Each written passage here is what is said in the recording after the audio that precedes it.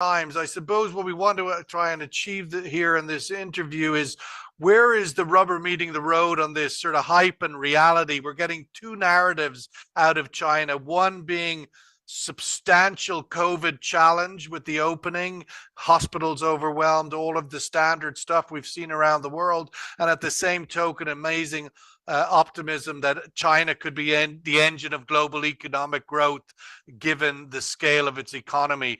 Where do you see things this early January 2023, let's say over the first half and then over the second half of the year? 2023 will be very much a tale of two halves. So the first half will be relatively bearish as we work our way through reopening. We've certainly experienced that in almost every country around the world. Reopening post-COVID is always challenging. Mobility typically suffers. Consumers stay at home. Factory output is disrupted. We won't see anything different out of China. The second half of the year, though, looks somewhat more constructive as we move through that period and demand begins to recover. The challenge for the country is we've already started on a relatively weak foot. If you look through the November's data, and this is data prior to reopening, domestic demand was already contracting. Exports were already contracting. The property sector was already contracting. And exports and property have been important drivers of growth over the last 3 years. So the fact that they are already in weak positions even prior to reopening creates some uncertainties as we move forward over the course of this quarter. And as we look for recovery in the second quarter, we're certainly going to get that as people get through their infections and head back to work. The question for many of us is just how strong that recovery will be without exports and property providing the same drive to growth that we've become so accustomed to over the last few years. Are we seeing in the initial stages, of this reaction to the reopening of China? We said at the start, the MSCI Asia Pacific Index is up 20% since its low on October 24th. Again, that's sort of the definition of a bull market. The financial markets wouldn't be unusual to getting ahead of themselves. Are they on this occasion? I mean, they do price in the future, the financial markets. Are they getting it right? So there's been a technical adjustment in the markets. Generally portfolios were underweight emerging markets, Asia Pacific in particular, and of course China most obviously. So there is some correction there. But at the same time, the bull run may be a little bit too early. We're going to have to work through some fairly weak data over the coming 2 to 3 months at the very least. And that may begin to dent consumer or investor confidence to some degree. So we're going to get there, Sean, but it won't be until the second quarter this year when some of the current rally in the equity market begin to look more justified. The point at which consumers are back out spending heavily in shops, in restaurants, when factories again producing back at levels that we've been kind of getting accustomed to over the last sort of 6 months or so. Ben, you have had the unique foresight and contribution over the last 20 years, I think, certainly decade, of literally going around China and kicking the tires on factory X and production facility Y, trying to really get that granular data and insight as to exactly what was happening in the boom years of growth in China, which you shared with the world very efficiently. Now we are in another phase of this COVID pandemic in which the data and the anecdote couldn't be further apart with the reporting out to the world. The WHO has itself said these numbers do not stack up in terms of what's been reported from China on the COVID mortality rate. Can you give us any sense of where the reality is at the moment vis-a-vis the COVID infection explosion that we're hearing about, but yet can't get data on? Certainly anecdotally in the tier 1 cities, these are the biggest cities, infection rates are very high. You often, when speaking to other companies, you'll hear of infection rates of 30%, 50%, 80%, depending on the company.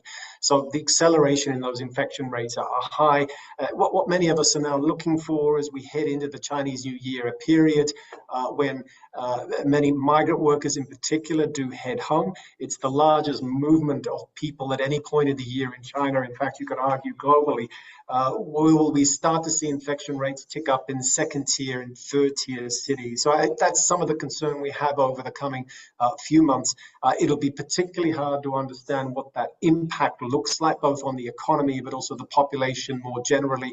So data, of course, is the real challenge here. And we're simply not going to have the type of clarity that we've become accustomed to when observing sort of pandemic trends in other markets. I suppose how it translates into production and operations. We saw during the COVID lockdowns that production struggled with those headline stories from Apple facilities and so forth, that the actual supply, I mean, China is still the world's manufacturing center for all sorts of electronics and pharmaceuticals and medicines and so on. Where is the outlook for the impact on production, supply chain, struggles that we had previously? Are they likely to reemerge? So they will reemerge, particularly in the consumer sector. China accounts for around about 35% of the world's consumer exports. So that's where we may see the greatest stress. Capital goods exports are less a concern. The figures there are closer towards 25%. So we may see a little bit pressure in that sector. But at the same time, we've got to take a step back and realize that we're operating in a different world today, certainly compared to 12 months ago. We're working in a world of weakened demand, in a world where exports are now contracting by at least 10%. Rates over the coming months could be even steeper. So the fact that there is a little bit less pressure on factories to produce means that some of those supply chain disruptions may be a little bit acute. The Foxconn story related to iPhone production obviously caught media headlines, but we can't forget that iPhone 14s, almost 100% are produced in China and often in just a few factories.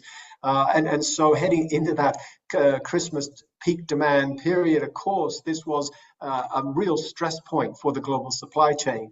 I wouldn't expect to see the same across all other industries over the coming 3 to 6 months, but nevertheless, it's going to be a very complex period for global buyers, particularly in the consumer goods sector, and they could expect to see some disruption from factories as staff don't turn up to work, as lorry drivers don't or unable to drive trucks because they're simply sick. And we saw that in the rest of the world.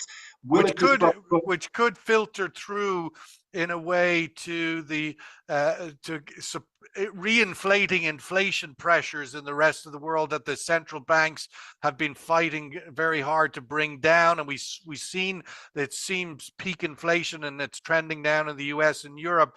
But this could be a wave of supply chain disruption and price support that challenges that inflation downward traffic. Yeah, absolutely. I couldn't agree with you more. We can expect to see Chinese exports as a source of price inflation over the coming months. The question will be, of course, how important that is to the overall consumer basket and ultimately sort of central bank targets. Well, it could be both, as you described, the year of two halves. The first half of the year, the price pressures to increase inflation in the world could come from supply chain disruptions. And then the second half of the year, that you could have the same sustained impact on inflation because of the return of the Chinese economy and its consumption of all things energy and other commodities that could again contribute to upward pressures on inflation. That the reopening of China, in essence, presents a real challenge to the global monetary policy makers who are trying to control price inflation in most of the world. It certainly could. It will add pressure, particularly in the commodity markets. At the same time, I want to share a little bit of caution on that second half story, because again, with exports and property both weak, these are the two big drivers of growth over the last sort of 1 to 3 years. It may be that recovery in the second half will be a little bit less robust than the markets expect. So I think the recovery will add to inflation, but at the same time, I don't want to overplay that story. We're speaking to those some of those sort of weaknesses within the China economy. The COVID and the recent years of COVID lockdowns and other, in some ways, disguise some of the other challenges that China faces.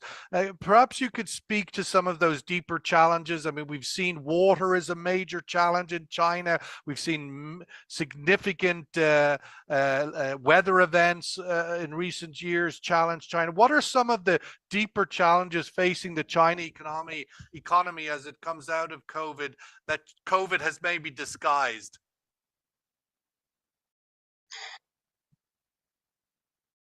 Yeah, two big challenges in particular. One, of course, is demographics. The country's youth population is now in decline. The overall population will shortly be in decline, and that makes the old labor-intensive strategies that work so well in the manufacturing sector a little bit unsustainable going forward, and certainly more inflationary than they were in the past. At What the are some same of the time, percentages around that? uh, we would expect to see the youth population decline by 2030 and perhaps reach levels that we haven't seen since the 1960s. So these are quite sharp and quite negative trends So very in aging terms of demography. population with, with limited youth to support their social welfare benefits and so forth. Also a problem, perhaps further down the track. More immediately, are concerns about simply finding enough labor to fill factories and finding labor at the right price. At the same time, capital becomes an issue. China has built, and deservedly so, a reputation for investing into smart infrastructure projects over the last 10 or 20 years, and that's partly been possible because of an abundance of capital. Well, capital is in less ample supply currently, and partly because of how much has been spent over the last few years and where debt levels are relative to GDP. These are all concerns. So we can't use infrastructure as the same driver of growth going forward. And that's particularly problematic, of course, in the property sector, which in itself is suffering from excess supply. I mean, how And serious is the Chinese property? It certainly was a dominant narrative in 2022 that we were, you know, literally borderline on a US style implosion 2008, 2009 when we saw the housing crash in America. I mean, are we in that kind of territory? so we're not yet in housing crash territory. We're certainly in territory where demand and supply is structurally imbalanced. The difference, of course, though, is that policymakers continue to provide enough support to prevent that correction. So that earlier correction you spoke of was partly driven by policy tightening. When the government introduced what it called the three red lines policy. Well, the government has since removed or eased those restrictions, and so that will provide some support to the property sector over the coming 6 to 12 months. Not enough to provide a major driver to growth, but at least enough to prevent that type of correction that you just referred to. We saw in the US and was ultimately a major driver of the global crisis. I have seen a data point. Again, data is very vacuous in this area, but where a data point of 90 million vacant apartments in China. Is there any way to stand that up? The figures are certainly big, right? Right. And we can't forget, though, that there are some differences between China and the US. In particular, many of these are investment properties and properties that were invested with cash, as opposed to leveraged investments. And so that's an important distinction. And at the same time, the government's commitment to preventing a significant correction in the market is quite important too. But it is a concern. That is another sort of general perceived narrative from the rest of the world. China's got loads of money. Sure, don't they have $3 trillion of US treasuries sitting in their pocket? They can sort any problem out. Is that an over-egged pudding? What's your thoughts on that as being the cure-all for every problem China has? So the government, or the government certainly has demonstrated quite a unique capacity to find new ways to drive growth, to prevent the type of correction that the bears have been worried about over the last few decades, it will be harder than before over the next 5 to 10 years. And the reason for that is that nominal GDP growth is much weaker than previously, currently at around about 5%. In the bull years, it was nearer to 15%. And so that made it much easier for the country to inflate its way out of debt-financed infrastructure. So going forward, that type of growth model will become a little bit more challenging. There'll be a need to focus not on labor or capital as your input to growth, but productivity. That's where the spending needs to go. And that's a slightly more challenging growth equation. The geopolitical risks we saw resurface in last year with Russia's invasion of the Ukraine. There was a lot of comparisons drawn to Taiwan and the tensions between the U.S. and China. What is your outlook for geopolitical risk this year ahead? We've seen a sort of recently slightly warmer tone between Washington and Beijing. Yeah, we certainly have seen a slightly warmer tone between Washington and Beijing, and that's welcome. It's encouraging. But the reality is the long-term trend looks a little bit bearish. We would expect to see decoupling continue. The U.S. certainly appears to remain committed to kickstarting, if you like, industrial innovation back in the United States. And that benefits, of course, from the types of tariffs that have been imposed or export bans that have been imposed. But we don't see that general trend vanishing at any point. But you're absolutely right. The next 6 to 12 months could be a little bit warmer than they were last year. And again, that's all welcome, but doesn't shift that long-term dynamic of decoupling, whether it's economic or political decoupling. What about the coupling, the opposite of the decoupling between China and Russia? Of course, that received a lot of coverage in 2022 because of the war in Ukraine. What is the outlook for that? We do get sort of a lot of words around that sort of warming relationship, that brotherhood. How tangible is it? Obviously, China's benefiting from discounted oil, but where is the rubber meeting the road, if you like, vis-a-vis this Russia-China relationship? Well, look, that's an area where I don't have a lot of clarity, not a lot to share there. A bilateral relationship, but we haven't seen a lot of change over the past year or so.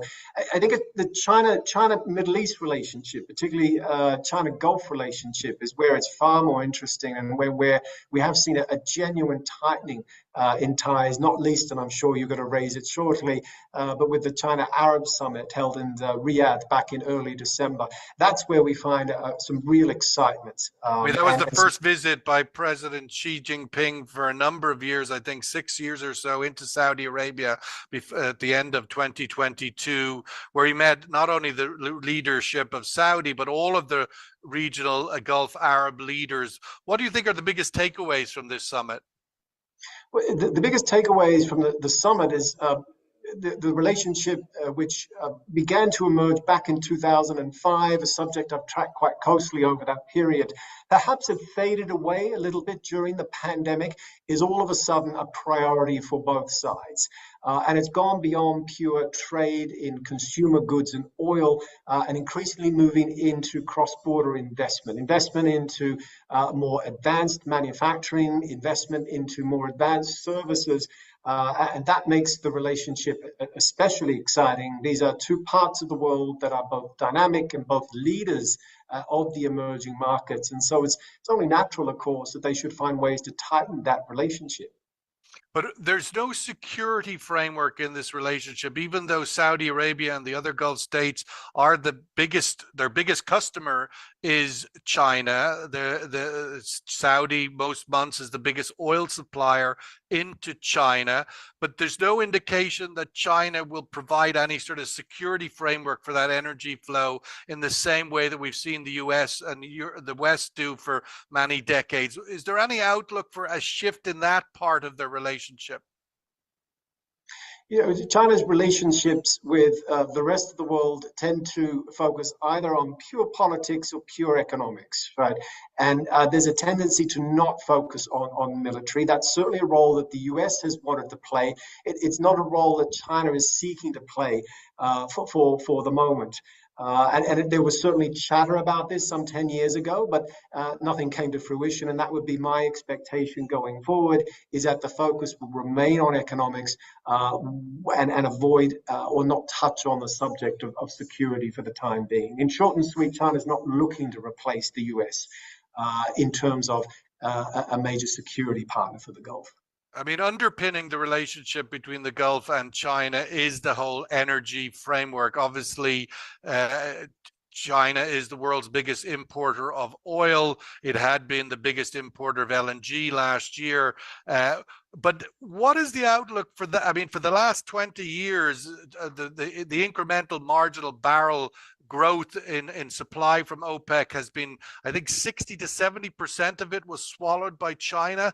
Going forward, as China reopens, will that trend line continue, or should OPEC adjust to the fact that that period is over? So that trend line is likely to continue. China will continue to grow, even though at a lower rate than what we've been accustomed to over the last 10 years. And so the country will still need oil, even though it's investing into other sort of non-oil renewable sources of energy, oil will still remain a priority.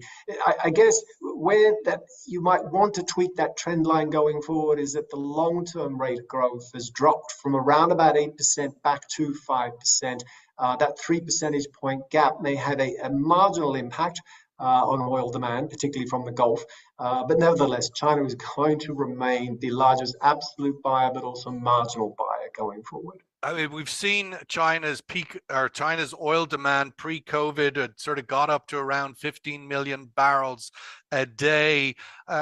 Will we get back there? How quickly will it take? I mean, should we sort of frame this that we're kind of in the zone of peak oil demand from China, or what are your thoughts on the outlook for recovering back to 15 and moving on from there? Well, look, we may well be in the zone of peak oil demand, just slightly slower growth rates going forward. But we also can't forget, as much as today's conversation is focused on China, the Southeast Asian story. The South Asian story is particularly compelling at the moment, and we expect those regions to also pick up some of the lost slack out of China, not replace China entirely, but to provide some sort of supplemental demand. So Asia Pacific as a region, as an entirety, will remain a key buyer and a key marginal buyer of oil going forward. Well, let's just sort of wrap it up there, Ben, on the wider picture for Asia for 2023.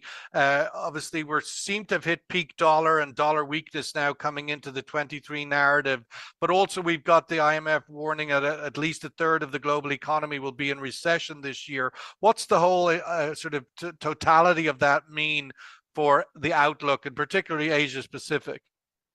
So there's really three stories at play at the moment. There is the China story, of course, which is running according to its own cycle. There's the story for the big North Asian exporters, the Koreas, the Japans of the world. They're certainly struggling. Manufacturing PMIs are weak, exports are contracting. They are going to suffer a classic down cycle as a result of global recession risks. But the story for Southeast Asia is far more constructive. Manufacturing, for the large degree, continues to expand on fairly robust domestic demand. And the fact that these markets on a long-term basis are beginning to reach some critical points around development of the middle class, for instance, and that provides some real support and drive to growth going forward. So it really is a story with, or a region with, three different cycles at the moment. And it's important, of course, always remember the point. I mean, the point you just made there, which I think is quite an important one, is domestic demand. These are big countries. Indonesia, 200 plus million, Vietnam, 100 million, Bangladesh, the same, etc. So there's some very big populations there, and if you say you build a middle class, there's a big significant opportunity. We're going to have to leave it there. Thank you so much, Ben Simpfendorfer, partner with Oliver Wyman, sitting in Hong Kong. The re-emergence of Hong Kong is another story for another day, but Ben, thank you so much. Pleasure. Thank you.